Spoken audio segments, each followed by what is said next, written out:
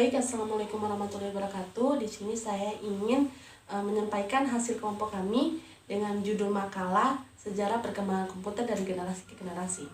Pengertian komputer sendiri adalah alat yang dipakai untuk mengelola data menurut produser yang telah dirumuskan. Kata komputer semula dipergunakan untuk menggambarkan orang yang pekerjaannya melakukan perhitungan aritmatika dengan atau tanpa alat bantu, tetapi arti kata ini kemudian dipindahkan pada mesin itu sendiri.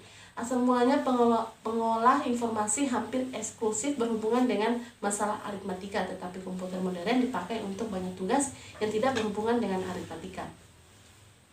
Menurut Charles Babbage selaku penemu komputer, mendesain salah satu mesin hitung pertama yang disebut dengan mesin analytical. Selain itu, berbagai alat mesin sederhana seperti slide rule juga dapat dikatakan sebagai komputer.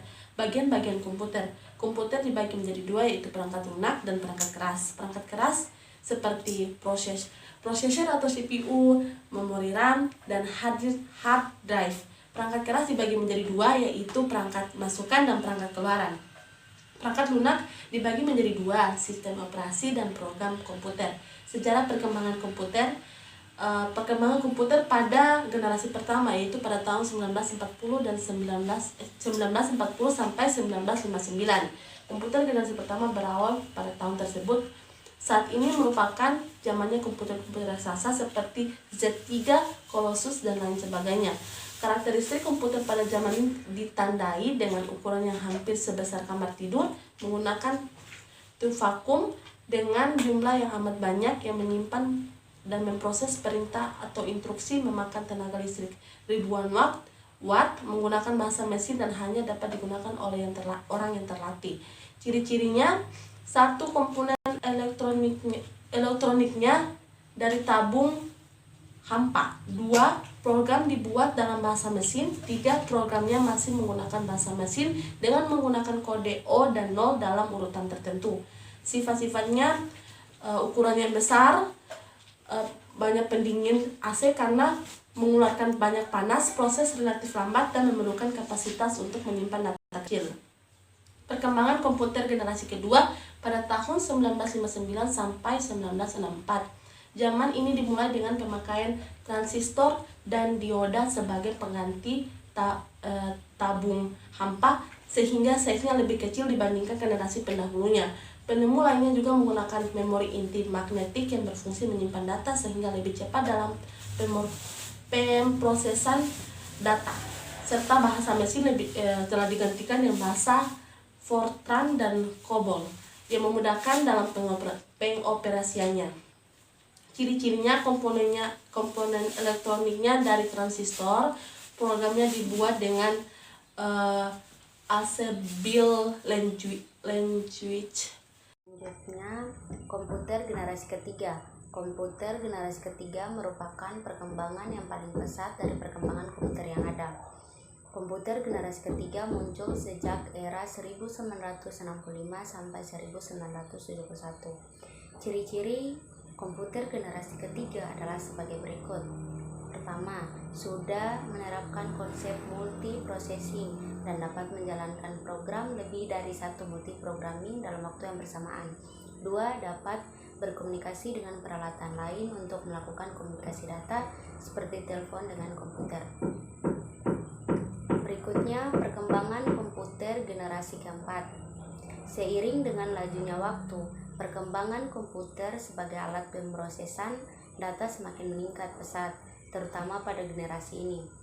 Kecepatannya yang semakin bertambah berbanding terbalik dengan ukurannya yang semakin kecil dan didukung untuk kemampuan memori yang lebih besar. Harganya pun semakin murah disebabkan oleh karena komponen-komponennya telah diproduksi dan dijual secara massal. Melihat perkembangan dunia komputer yang tingkat pertumbuhannya sangat tinggi mulai dari generasi awal hingga sekarang, ini dapat kita prediksikan bagaimana karakteristik komputer pada generasi mendatang. Contohnya, PC, personal komputer, teknologi IC komputer generasi ini yang membedakan antara komputer mikro dan komputer mini serta mainframe. Berikutnya, perkembangan komputer generasi kelima atau yang sekarang, yang saat ini.